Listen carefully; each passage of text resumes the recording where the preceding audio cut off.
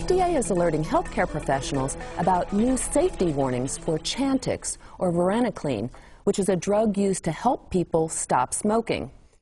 Chantix has been linked to serious neuropsychiatric problems, including changes in behavior, agitation, depressed mood, suicidal ideation, and suicide.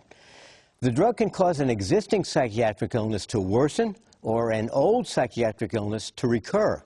And the symptoms can occur even after the drug is discontinued. Now, we know that people who are trying to quit smoking often have mood swings and irritability and other changes in behavior, and that can happen even without the drug.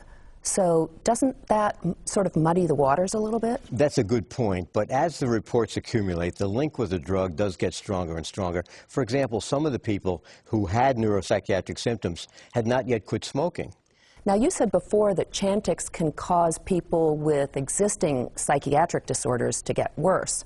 What does that tell us about who should be using the drug? Well, one thing to know is that during the pre-market studies of this drug, people with serious psychiatric illnesses were not included, and that means that the safety of the drug in these populations is really not known. Physicians and patients have to make an informed decision about whether Chantix is suitable. But in order to do that, it's important that they exchange some important information. For example, physicians should inquire about past psychiatric illnesses before they prescribe Chantix, and patients should be educated to volunteer this information.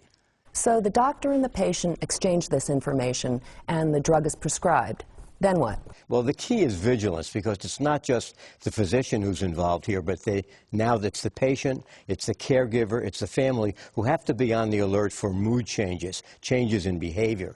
Things to watch out for include anxiety, nervousness, depressed mood, vivid or unusual dreams, and thinking about or attempting suicide. And of course, these changes should be immediately reported to the physician. Patients should also know that the drug can impair their ability to drive or to operate heavy machinery.